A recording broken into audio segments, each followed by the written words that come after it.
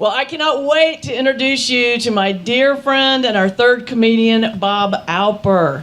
Bob is the founder of the Laugh and Peace Show. He's an ordained, started to say an ordained comedian, which he is, but he's an ordained rabbi. He served large congregations for 14 years, and then he transitioned full-time into comedy, and he's been a professional comedian for 33 years. Please welcome to the stage, Rabbi Bob Alper.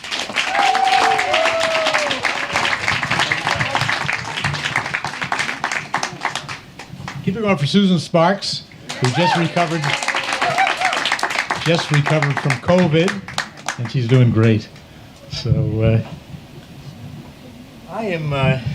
I'm so delighted to be in front of a live audience. You know, COVID made us do Zooms, and it was not good. I did humor programs, not stand-up comedy, but humor programs with Zoom, and it's tough when the audience is muted. If you want to know what it's like to do humor in front of a muted audience, stand opposite a wall and tell it a joke. For me, though, it was good because as a rabbi, it gave me some theological research. I was able to see what an after-death experience is like. If the audience is not muted, it presents other problems. Steve Martin, whom I look like, thankfully, Steve Martin says that the enemy of comedy is distraction. So I'd be building up to a punchline, and the audience is not muted, and I'd hear, "Sweetie, would you get me a Diet Coke while you're in there?" I thought that was really bad.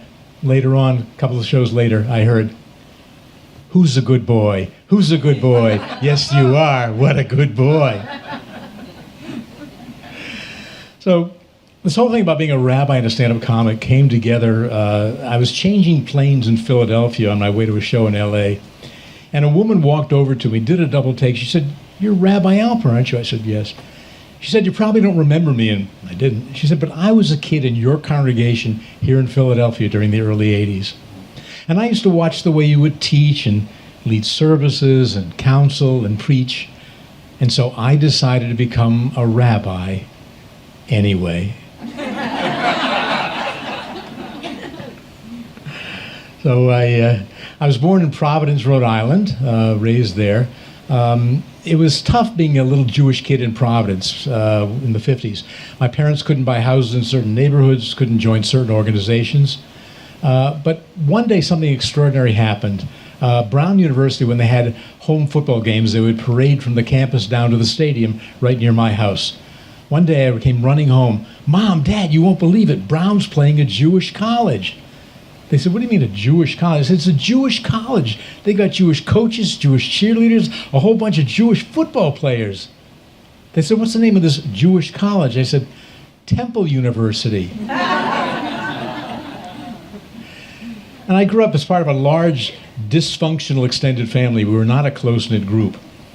But I was home to Providence attending a high school reunion. And I was walking around our old synagogue. In the kitchen, a woman was sitting there cutting cake. She looked up, she said, "Bobby?" And I realized it was my first cousin whom I hadn't seen in 24 years. And in the course of the conversation, she said, "You know, I was in Barnes & Noble where I saw your book, and I almost bought it." So, being a rabbi comedian, people always remind me, in fact, there was another rabbi comedian, Jackie Mason, died recently. There are a couple differences between me and Jackie Mason. First of all, I'm still a practicing rabbi. He stopped long, long time ago. And secondly, the accent. You know, have you ever heard Jackie Mason? I can't do an imitation of it. That's how he talks. To me, he did not have a Jewish accent. In my view, an authentic Jewish accent was like my grandfather's. Something he derived from that faraway land of his birth, Bangor, Maine. I can hear him now saying, "Well, Bobby, got to get you down to the synagogue. Hey, start you studying for your bar mitzvah." I mean, to me, that's a Jewish accent. You know, he loved telling stories. He said he was up on the bridge of the Bar Harbor Ferry one time talking with the captain when a very proper Boston matron joined the conversation. Suddenly a seagull flew over and made a dropping splat on the captain's lapel. "Oh my goodness," said the matron, "I'll run and get some toilet paper." And the captain replied, "Oh, don't you bother. By the time you get back, that bird will be half a mile from here. And I'm third and fourth generation American born. I don't speak Yiddish. I don't understand much Yiddish, and I feel bad about that. I was doing a show in Baltimore one night when a man came over and said, Rabbi, your performance was geschmickte, verzegeli, v'schmachen, bechechechaben. Well, which I think was a compliment. Well, because he had a broad smile and he used a lot of phlegm. I guess I'm kind of an unusual guy. You know, one of the things I'd love to do just before Yom Kippur, our Day of Atonement, is to walk around and go up to family and friends and tell them, if there's anything I've done during the past year that has hurt you or offended you, I want you to know you're too sensitive.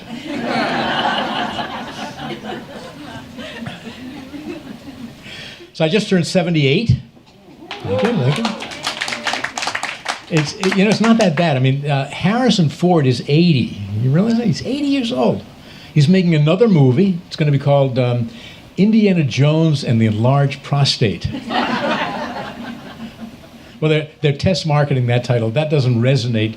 The backup title is Indiana Jones and the Reverse Mortgage. And then he's got another project. Remember The Fugitive, the movie The Fugitive? New episode coming out. And this one, Dr. Richard Kimball flees assisted living.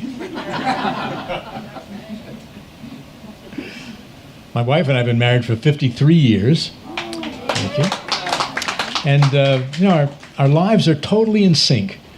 For example, at the same time I got hearing aids, she stopped mumbling. We met when I was home from college at the end of my sophomore year. My parents had moved to Bennington, Vermont at that time, and I was hanging out with a friend of mine whose younger sister was hosting a slumber party for 6 girls with whom she just graduated high school. We crashed the party, of course, and for some reason they were all sitting on the floor of the kitchen. So I walked in and I saw one really cute girl wearing pink baby doll pajamas. And I thought to myself, wow, I bet she would look hot in clothes. But when we were married back in 1969, my wife didn't have the choices women have today. Today, women can take their husband's names, they can hyphenate their names, they can keep their maiden names. My wife did the traditional thing. She took my name. Her name used to be Sherry Zink, and now it's Bob Zink. And, we go through certain things in our lives. We're of a certain age where things happen. For example, I'm going to use a couple words that you've never heard any comedian. You can Google it. I'm going to use the terms urethra and cystoscopy. Right? No one's ever done. I had to have an examination of my bladder. What the doctor saw he loved, in fact, he took a picture of it and posted it on the wall of his waiting room. It was lovely. But at the time, what they do is they take a rubber tube and thread it through your urethra into the bladder, and at the end of the tube, there's a light and a camera on a little tiny iPhone 12. So I was waiting there in my room, and the anesthesiologist walked in with a very attractive young woman by his side. He said to me, "This is Dr. Richmond. She's a resident, and she'd like to observe the procedure." I thought, well, it's not going to be humiliating enough. I'll be asleep. So I said, fine. I said to her, so what's your specialty? She said, podiatry.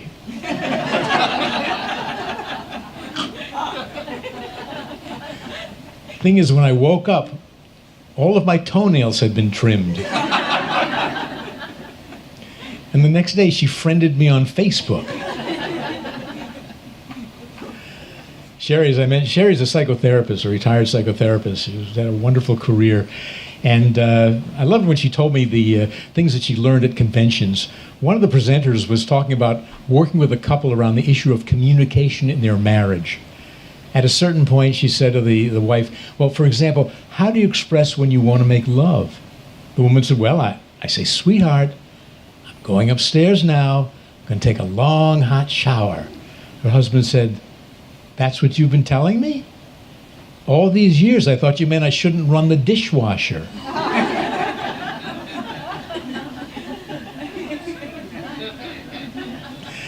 So Sherry had to have a colonoscopy. We do that regularly. It's a very important thing. It was late afternoon. I was in the waiting room of the hospital. There was one other man there watching television that was blaring, so I was on the other end trying to read. The nurse walked in. She said, "Mr. Albert?" I said, "Well, it's Alper." She said, "Well, your wife is all set. Let me take you to her room."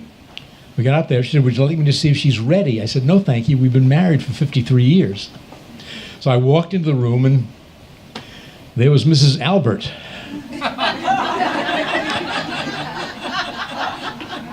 She was not ready. And not happy either. Oh. We have 2 children. We have an adorable 50-year-old, a cute as a button 47-year-old, both still in the gifted program. We follow Jewish tradition in our family. We named our son after my grandfather. We called him Grandpa.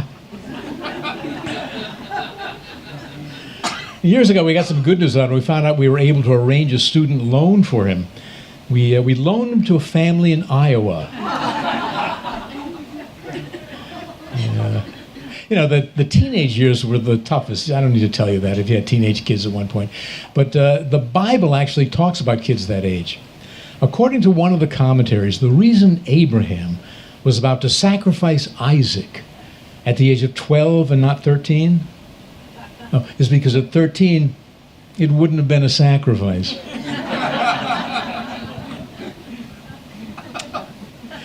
We have little kids in our family. My niece has a grandson now. He's about 4 years old. We're at a restaurant having dinner, and he had to go to the bathroom, so I took him. He went into the stall. I was out there by the sink waiting for him. And apparently they had one of these electric toilets with the blinking red light. Because at a certain point I heard him say, "You know, Uncle Bob, these things take your picture." I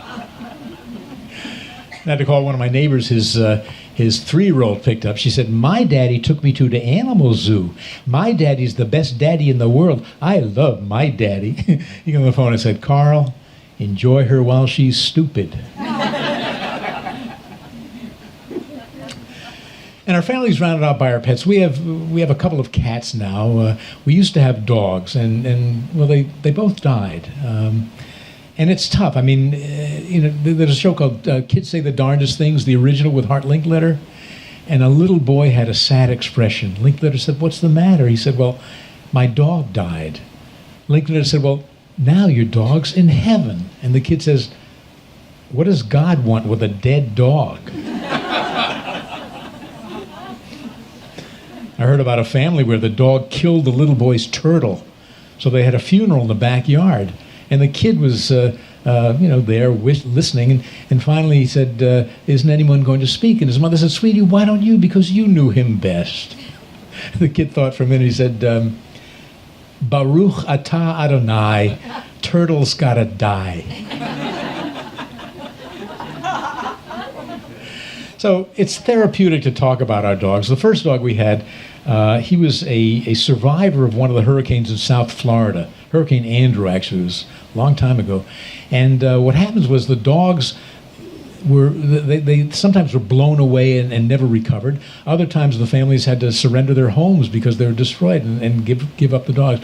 So what they did was they took the purebred dogs, they put them in pounds for a few months. Then they took the purebred dogs and they flew them to kennel societies all around the country for adoption. Our dog was one of them, although, he was a mongrel. He came up by bus. Greyhound. I had to say that. So it turns out he was a real southern dog. Up in Vermont, where we live, when you hear the dogs bark, you hear woof, woof. And when Giddy would bark, you'd hear woof, woof. He was a great dog. So he died, and we waited a few months, and then we decided it was time to adopt another dog. I mean, adopt, like is there any other way? No, we had him naturally. No, you didn't. No, you didn't. The only way you get a dog is you adopt a dog.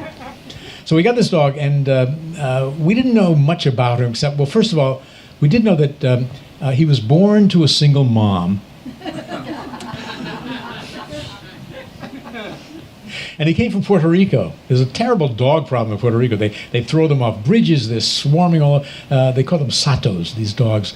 And they found the litter, and they took care of the litter. They wormed them, they fed them, and neutered them. And then he was fostered in New Hampshire, and then we finally got him. Problem was, when he arrived, he came with the name Jesus. And, Jewish family and a dog named Jesus. So we decided to compromise, and we called him Zeus. Zeus. And then if we really had to get his attention, we'd say, "Hey, Zeus!" But, he wasn't a Zeus. Dogs kind of grow into their names. He's not. He was a Barney. That was his name. His official name, the one that we registered with the American Mongrel Association, was Dr. Bernard K. Fine Dog. And he was great. I mean, he had kennel cough one time. Took him to the vet. The vet said, "Look, give him these pills, wrap them up in cheese so he'll take them, and he should be fine," which he was. Like 2 days later, he was fine. But apparently he really liked the taste of that cheese. Because after that, every once in a while, he'd walk over to us and go,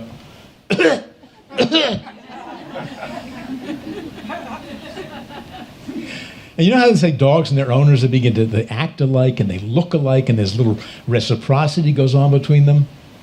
I mean, in our family, our dog gives me kisses and my wife turns around 3 times before she sits.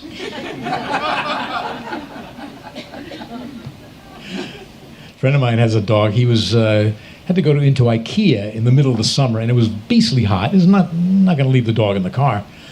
He saw other people were leading dogs in, so he took him with him, and the guard stopped him. He said, "Sir, is that a service animal?" He said, "Yes, it is." He said, "Describe his duties." He said, "Brown."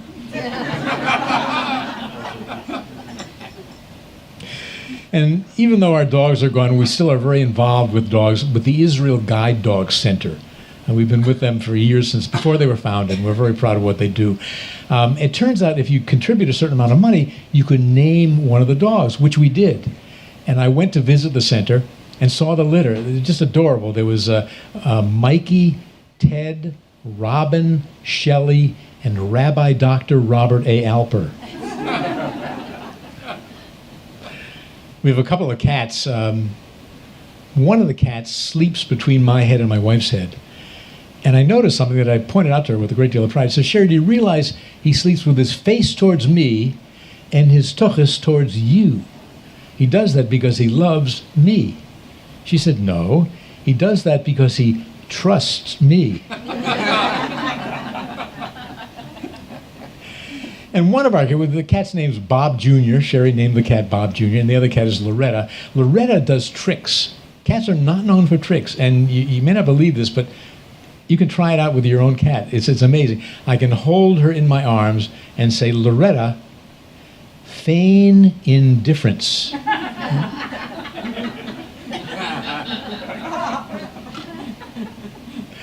So, as I mentioned, we live in Vermont. We moved there about 32 years ago. I absolutely love living there. One of the first things I did when we moved there was join the AJCO, which is that's the Association of Jewish Chainsaw Owners.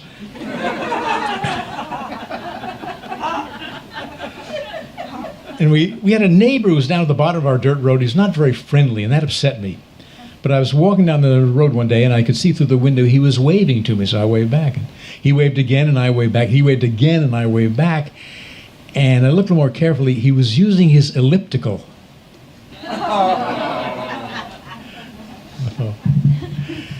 So Vermont, Jewish population of Vermont is around 10,000 year-round residents. During the ski season, that number rises to 1.7 million. And there's a lot of folklore stories, true stories that come out of Vermont, one of which I love. It's about a little town, a very isolated kind of town, but after World War II, people from the city began building vacation homes. And there was a church that had been unused for decades. They reopened the church to hold services during the summer, and at one point they decided, wouldn't it be nice to ring the bell to call people to prayer?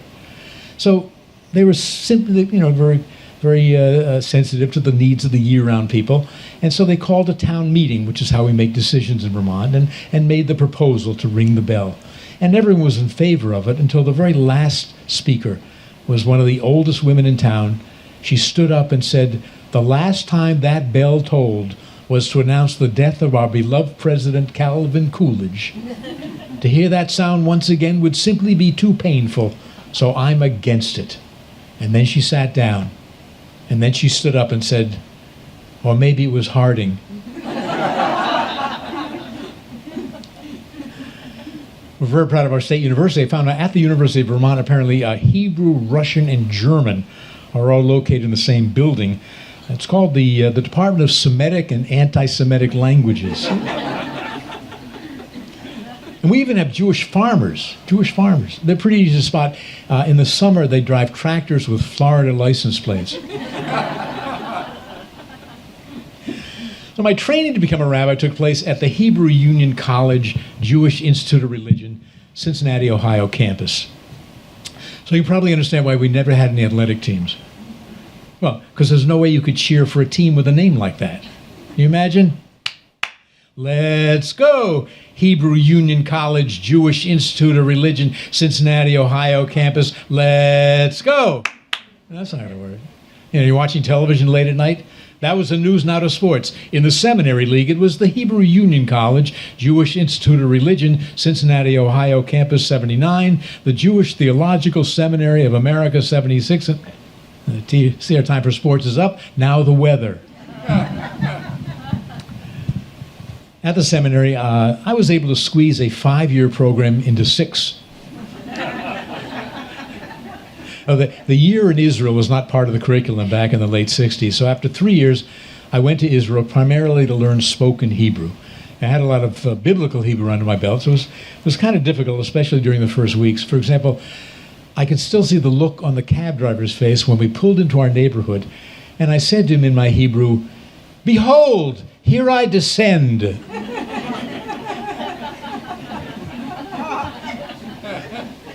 Had to call our landlord and explain we were receiving bills for the previous tenant. I wanted to say to him, "Anachnu mekablim cheshbonot." We receive bills. He said, "Ma? What?" I said it again. He said, "Maza? What's that?" And I realized instead of saying "Anachnu mekablim," we receive, I was saying "Anachnu mechablim," which means we are terrorists. So, we love living there. It was back when we had payphones, and you had little tokens to use the payphone. And one time I had to call from Jerusalem to Tel Aviv. I dialed the number. I heard a voice say, "Please deposit 8 tokens." And I said, "Gee, I only have 7." The voice said, "All right, I take 7. And I wanted to see how Jews from other lands worship, so I went to a synagogue that had been established by people who had come from Iraq during the early 50s. And I didn't know the customs, so I sat next to a fellow my age. When he sat, I sat. When he stood, I stood. Everything went very nicely until about halfway through the service, he stood, and of course I stood. And people started laughing, giggling, and pointing. And he grabbed me by my shoulder and shoved me back down to my seat. And I found out later on what had happened was there was a baby naming taking place. And the rabbi said, "Would the father of the child please rise?" So my first congregation was in Buffalo, New York. I was there during the famous blizzard of 1977. It began snowing on a Friday morning. I drove downtown to the synagogue. It snowed all morning, all afternoon, all evening. That night I conducted Sabbath services for the custodian. Couldn't get out that night, couldn't get out the next morning. Finally, the next afternoon, I was able to slowly make my way home. It was during those 30 hours trapped in the synagogue that I learned the true meaning of the words, "And I shall dwell in the house of the Lord forever." I was the assistant in a 1,600 family congregation. During the first week, the senior rabbi took me around, showed me where to find clergy parking spaces at hospitals, how to make a visit. As we approached the room of one of our congregants, we could see from a distance that apparently he was feeling better because he was standing by the side of his bed using a portable urinal. We moved out of his line of sight, waiting for him to finish. And as we stood in that hallway, I'll never forget the words of my senior rabbi, my mentor. He put his arm around my shoulder. He said to me, "Oh God, when we get into this guy's room, he's going to want to shake our hands." Sure enough, Rabbi. That's when I decided to become the hugging rabbi.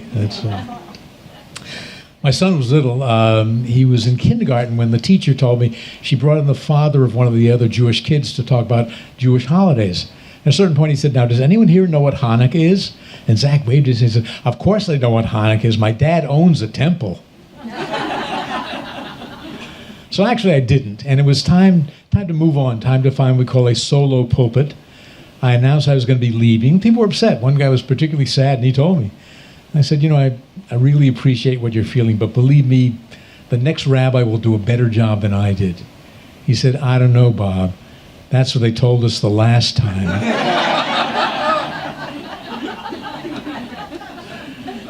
So I ended up moving from Buffalo to Philadelphia, and I went, it was a trade for 2 cantors, 1 bar mitzvah tutor, and a rookie moil.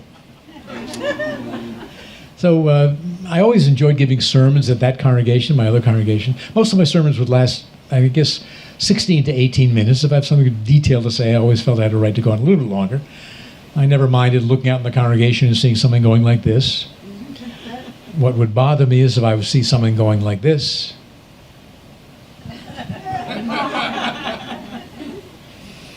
I gave a sermon when a woman came up afterwards. She said, "Rabbi, your sermon was absolutely superfluous."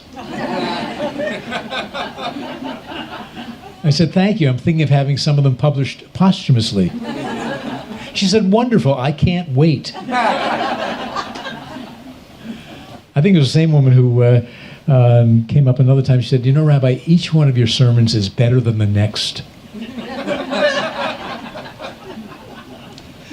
And during one of my first weeks at the reception after services, a man walked over to me, shook my hand, said, "Your sermon was boring," and he walked away.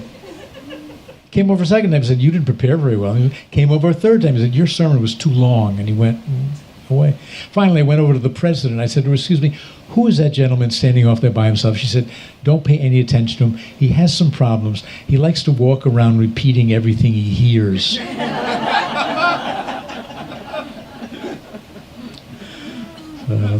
The kids are cute. I went into one of the classrooms and I was talking to the kids and I saw they were writing creative prayers. I was looking over their shoulders. One child wrote, "Dear God, please let there be world peace."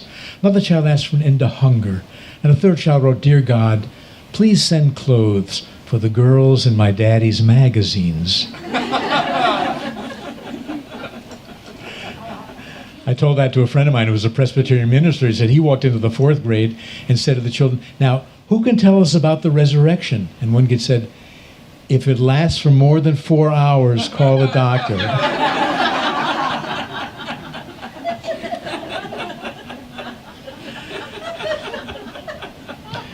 Did tons and tons of weddings. I had one wedding, the worst have to be the outdoor summer events. In Philadelphia, they wouldn't realize or remember how dreadful it can be in the middle of summer. I had a wedding, it was late July, it was 99 degrees, totally humid. The way it worked, everyone stayed in the reception room to the very last moment. It was air conditioned. When it was time to begin, the ushers first escorted all the elderly people out, which they did as kind of a courtesy so the older folks can spend just a little extra time in the heat and humidity. Everyone else came out. The couple dragged themselves down the aisle. When they reached me, the bride looked at me imploringly. She said, "Rabbi, it's so hot. Could you please make it a quick ceremony?" I said, "Do you both want to be married?" They said yes. I said, "You are."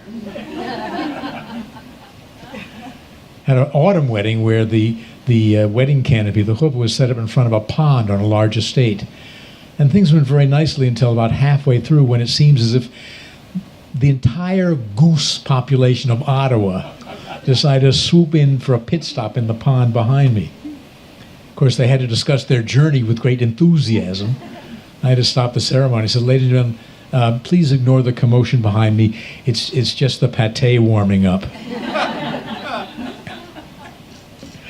And a very nervous groom, I said, "Phil, would you please face Nancy and recite the vows?" He said, A-E-I-O.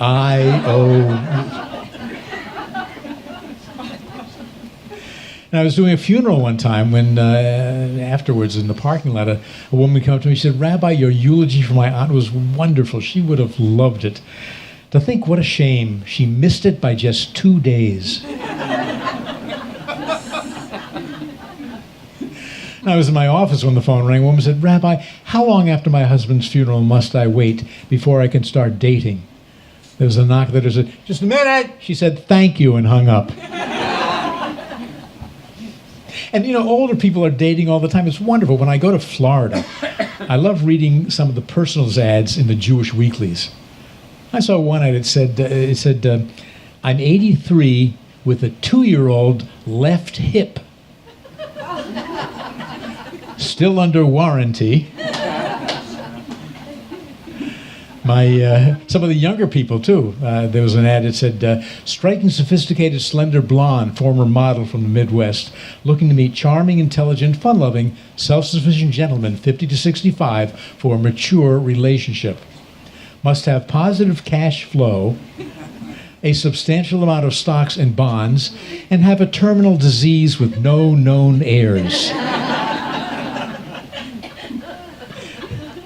And my all-time favorite ad, "Single Jewish woman seeks single Jewish man with dead mother."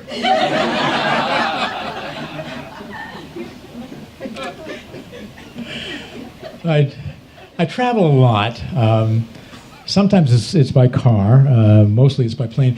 I had a series of shows a few years ago in the New England area, so I was going to drive. It was middle of winter, freezing cold, and the heater on my car was not working. So I called my mechanic. He said, "Well, we're going to close pretty soon, but if you can get over here, we might be able to do something for you," which he did. It was so cold, I was wearing the hat that I picked up in Moscow, one of these Russian fur hats with the ear flaps that go out to the side, little strings that hang down. But I was by myself in the car. It didn't matter. But suddenly I saw this flashing blue and red lights coming up at me. Whenever that happens, I do 3 things automatically. Pull over to the side of the road, find my registration, and of course place my clergy sign on the dashboard. Officer walked over the car, looked at the clergy sign, looked at me in my hat, looked back at the clergy sign and said, "What are you, a comedian?"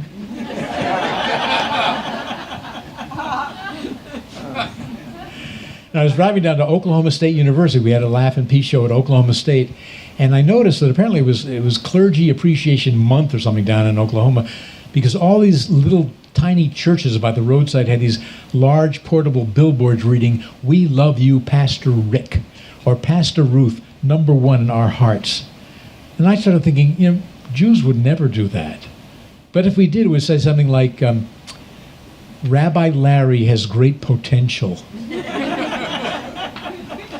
Or maybe, "We liked the old rabbi better." So I fly. Usually it's out of Albany, New York. It's about an hour and 20 minutes from our house. But if I'm lucky, I can fly out of Rutland, Vermont. Rutland Airport is only 25 minutes door to door from where I am. It's a small airport. They have one 8-passenger plane goes in and out of Boston 3 times a day. That's it. I'm there often enough so that the people know me.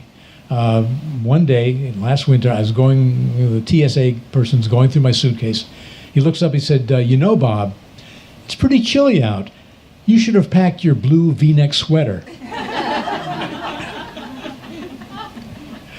And I was sitting there, and there was an announcement. "Flight 64 is ready for departure. Will now be boarding Bob." And sure enough, I was the only passenger.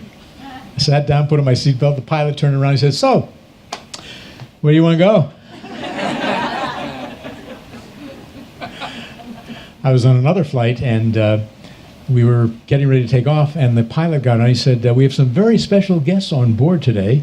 Harry and Edna Baxter are celebrating their 50th wedding anniversary. They're sitting in seats 3B and 27D.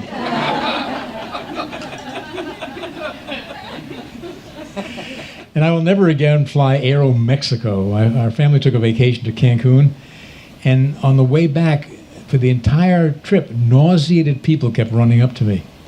And the reason was, just before we took off, the flight attendant announced, "For air sickness, take a bag from the seat pocket in front of Jew."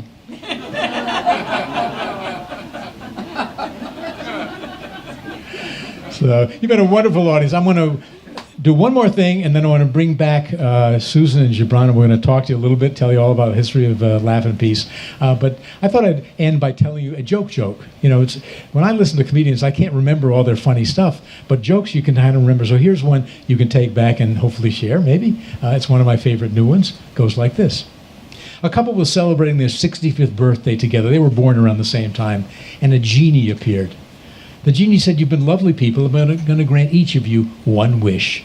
The wife said, "I've always dreamed of taking an around-the-world cruise." And poof, she had 2 tickets in her hand. The husband said, "Well, as for me, I've always dreamed of having a wife 30 years younger than I am." And poof, he was 95.